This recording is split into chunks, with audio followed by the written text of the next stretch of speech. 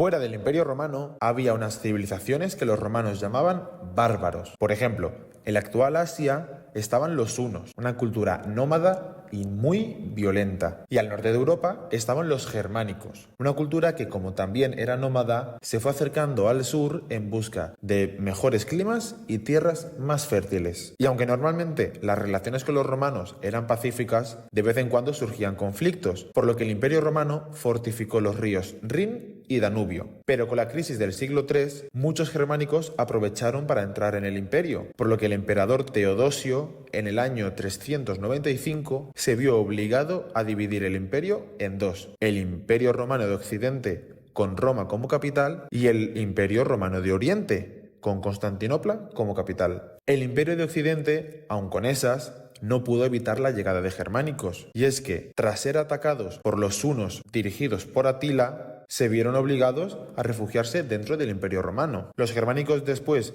ya se quedaron dentro del imperio, crearon asentamientos y hasta llegaron a crear sus propios reinos dentro del imperio. Este sistema se sostuvo hasta el año 476, cuando el rey germánico Odoacro echó al emperador Rómulo Augustulo, el último emperador del Imperio de Occidente. Por otro lado, el Imperio Romano de Oriente pudo aguantar 1000 años más, pasando a llamarse el Imperio Bizantino. El Imperio Romano de Occidente se dividió en varios reinos distintos con su caída en el siglo V. La península ibérica, por ejemplo, pasó a ser parte del reino visigodo durante más de 200 años. Pero en el resto de Europa también estaban los anglosajones, los francos, los alamanes. Cada reino tenía un rey elegido por la nobleza, pero era común que fuesen echados o asesinados por sus familiares para ocupar su lugar, por lo que al final se decidió que la corona fuese heredada. Algunos reinos tenían duques, que eran las personas que gobernaban en los pueblos que tenían sometidos militarmente. Además, en las ciudades también había condes y obispos, quienes tenían mucho poder. Las leyes, por su lado, no estaban escritas, se transmitían de forma oral de generación en generación. La sociedad y la economía germánica era muy rural. Las ciudades se vaciaron y el comercio se limitó a mercados locales. La mayoría de la población era campesina y vivía en pueblos donde los terrenos que trabajaban eran propiedad de las familias más poderosas. Otro pilar importante de la sociedad germánica eran los monasterios, quienes poseían grandes terrenos donados a cambio de las oraciones de los monjes y monjas que vivían allí, pero también servían de centros de cultura, y es que en ellos habían escuelas y también se copiaban manuscritos. Con el tiempo, las culturas se fueron mezclando y crearon nuevos idiomas. En las zonas con más romanos, estos idiomas se basaron mucho más en el latín que en las zonas con menos romanos, donde el latín no fue tan importante. También surgieron leyes que combinaban el derecho romano y las costumbres germánicas, e incluso algunos reinos germánicos adoptaron la religión católica.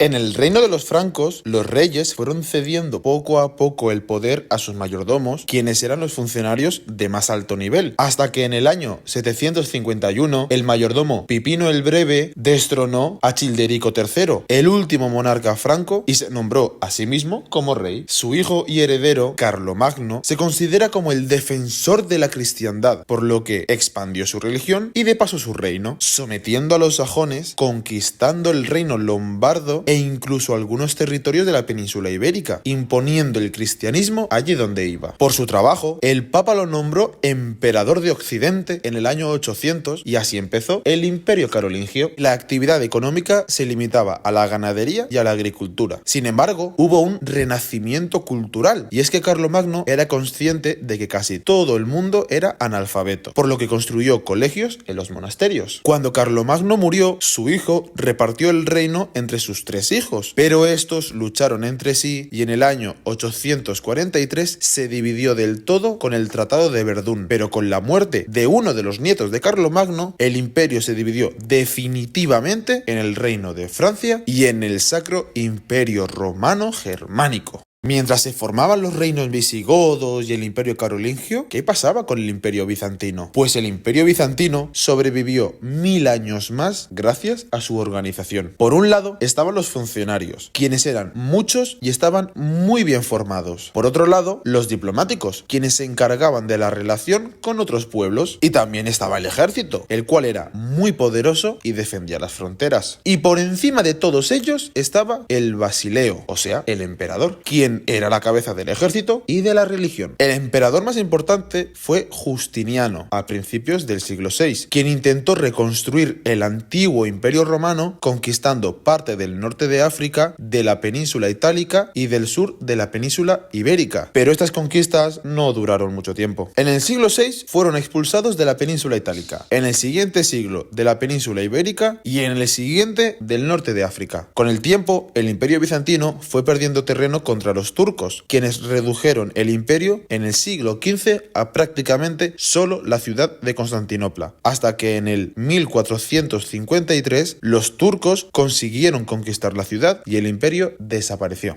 En el Imperio Bizantino no solo la política estaba muy estructurada, la sociedad también seguía una jerarquía muy marcada. Por encima de todo estaba el basileo, después el alto clero y la nobleza, y en un segundo nivel estaban los artesanos, los comerciantes, los soldados y los campesinos, y por debajo de todo los siervos y los esclavos, quienes pertenecían a los de arriba. El Imperio Bizantino heredó del romano la gran importancia de las ciudades, las cuales eran centros económicos, políticos y militares. Pero una cosa en la que chocaban mucho era en la religión. Las diferencias entre el cristianismo romano y el bizantino eran cada vez mayores, y en el año 1054 tuvo lugar el Cisma de Oriente, la mayor crisis del Imperio Bizantino, donde se cortó toda relación entre la Iglesia romana, liderada por el Papa, y la Iglesia bizantina u ortodoxa, liderada por el Patriarca de Constantinopla. Debido a su cercanía con Asia, el Imperio Bizantino fue una mezcla de culturas. Es más, durante muchos años, Constantinopla era el centro cultural del Mediterráneo.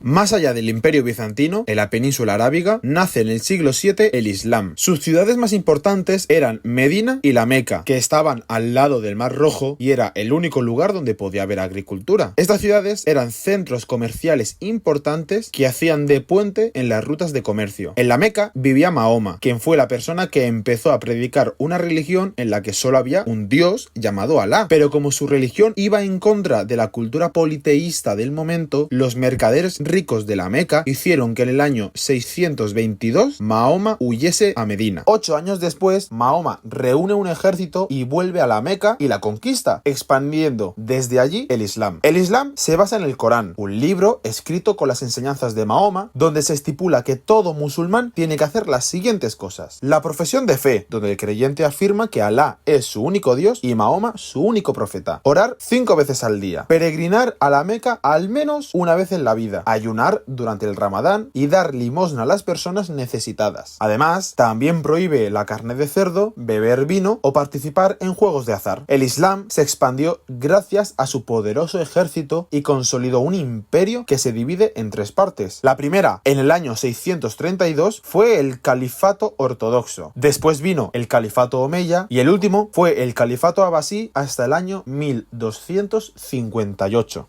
La sociedad islámica era parecida en algunos aspectos a la católica. En lugar de reyes, tenían califas. En lugar de ayudantes del rey, tenían visires. Y en lugar de tener nobles que gobernaran los distintos territorios, gobernaban los valíes. Pero, a diferencia de algunas sociedades católicas, la islámica era heterogénea, donde daba igual tu religión, si eras musulmán, cristiano o tu etnia, si eras árabe o eslavo. Pero sí se tenía en cuenta tu nivel económico. Según el tuyo, podía ser aristócrata, podía ser notable, o simplemente ser como la mayoría de la población, quienes eran campesinos y artesanos. Como gran parte del territorio era desierto, el agua era una herramienta muy importante, por lo que, para poder llevarla a más sitios, crearon un sistema de acequias, gracias al cual podían llevar más agua a más campos. Pero no solo se avanzó mucho en agricultura, también se avanzó mucho en la artesanía del textil, de la cerámica y del metal. Y claro, el comercio creció mucho, además de que gracias a su ubicación conectaba Asia, África y Europa. Otros campos donde la civilización islámica avanzó muchísimo son la ciencia y el arte. Gracias a ellos tenemos los sistemas de regadío basados en las acequias, nuevos cultivos como el arroz, la naranja o el azafrán. También avanzaron mucho en otros campos de la ciencia como en astronomía, contribuyendo con observatorios y haciendo un catálogo de astros, en matemáticas, creando el álgebra y perfeccionando la aritmética y la trigonometría, en medicina, con avances en cirugía y anestesia o en química. Y en cuanto a arte, los musulmanes musulmanes tradujeron al árabe muchas obras griegas y romanas y escribieron sobre geografía, historia, fábulas, cuentos, poesía. La arquitectura fue el arte más importante en el Islam. Crearon bibliotecas, palacios o iglesias, que en la religión musulmana se llaman mezquitas, las cuales decoraban con muchos arcos, bóvedas, motivos geométricos, vegetales, vidrieras o fuentes.